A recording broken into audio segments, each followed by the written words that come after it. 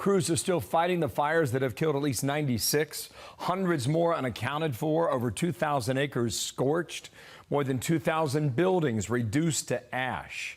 This is Hawaii's deadliest disaster since it became a state in 1959. Hard to imagine much that could be worse than this. County woman reportedly dead from the catastrophic wildfires there. She's one of over 90 lives lost in the fires, and there are warnings the death toll could rise even more. As a physician, it is a harrowing sight when those providers do come across scenes in houses or businesses. Is very difficult because they know ultimately they will be sharing with our people that there have been more fatalities. I do expect the numbers to rise. President, any comments on the rising death toll in Maui? Will you come talk about the Hawaii response, Mr. President? Nothing there. His answer was no comment. He could have said we're praying for him, we're with them, we're going to give them anything they need.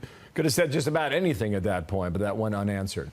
At this hour, at 4:36 Eastern Time, out in Hawaii, NBC News can project Joe Biden is the winner of Hawaii's 4 electoral votes. Not a big surprise, but that's a projection we can make at this hour. The United States military is a few miles away on Oahu.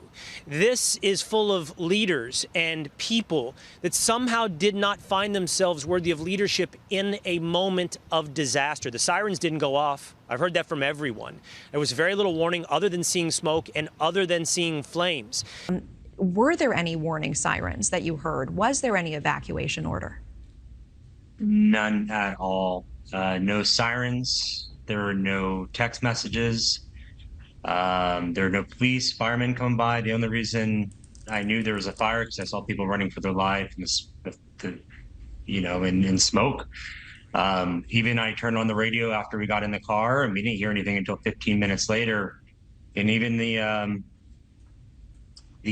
radio station we're listening to was just evacuate. No direction. Hey, it's gonna. They basically had no information. It was a generic thing that came over the radio, but absolutely no warning at all. And I really felt like this could have been prevented. And also there's a question about the warning system throughout the island. Have you been able to figure out anything as to whether or not the folks who were living there were given enough proper warning or not? I know the answer to that. They were not given proper warning. The sirens did not go off. This is not a time, in my mind, for partisan politics, but we can talk about leadership. And there is no excuse and no forgiveness for what you just played. This is not a difficult situation to offer a comment. As you said, prayers, thoughts, a few words for what is a terrible American disaster in Maui. That wouldn't have been difficult for President Biden. President, any comments on the rising death toll in Maui? Will you come talk about the Hawaii response, Mr. President? One fire was deemed to be out. It must not have been completely extinguished because when the winds rose up, fire spread rapidly between 60 miles per hour and 81 miles per hour. And that meant that fire traveled 1 mile every minute. With those kind of winds and 1,000-degree temperatures, ultimately all the pictures that you will see will be easy to understand because that level of destruction in a fire hurricane something new to us. Right? Why not pray for those people? Why not say, I've talked with head, of FEMA and the Coast Guard and so on, and I'm on it, and the first window will touch down. Yeah, a leader shows up and takes charge. And I was working this weekend, and when I saw no comment, I was stunned, Harris, because I thought, did he not hear the question? Or does he actually not know what's happening? Because this is the deadliest wildfire in 100 years, and you're nowhere to be seen. You're not in charge. He was vice president for 8 years in the White House with a man who was born in Hawaii, Barack Obama. I mean, how do you have nothing to say? You know how close the Obamas are to there. You wouldn't even have anything to say for people that you know on the island? Right. It is incomprehensible to me. I mean, maybe he didn't have his note cards with him, right? This is very simple. My heart goes out to the people of Maui. I will do everything I possibly can as your commander-in-chief to marshal the resources of the federal government to be at your disposal. It's an easy response. I mean, anyone could come up with that response, but he can't. I'm so tired of hearing about him as Mr. Empathy because time and time again, we're hit in the face with the fact that he doesn't care. Last week, we just heard wow. Gold Star parents talk about how he had no empathy for them, how as he checked his watch at the dignified transfer, this guy has no empathy. He's heartless, he's callous, and we can't keep being hit by facts and just turn our head the other way. You said it so well. So Yeah, you really here did. are the empathy headlines for, can we go to the Trump ones first? Because I want to show the Trump ones first so that people can see this. So 2017 to 19, across former President Trump's presidency, here are the headlines. Lost weekend, how Trump's time at his golf course club hurt the response to Maria, Hurricane Maria. Trump once again spends the day at his Virginia golf course as Florida braces for a catastrophic hurricane. Trump said he skipped a diplomatic trip to monitor Hurricane Dorian, then he spent the weekend golfing.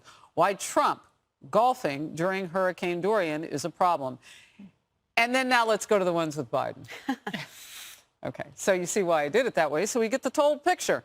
In 2020, Time Magazine, Joe Biden, Kamala Harris, and the importance of empathy when America needs it most. CNN, empathy matters. Joe Biden's endorsers highlight the same trait.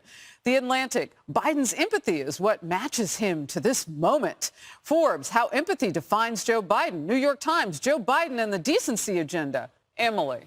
The decency agenda. Lisa, I want to go back through those headlines, though, because there seems to be a complicit nature about this liberal and legacy media seeing former President Trump one way and then just completely, I don't know, fantasy-filled about Biden having some empathy?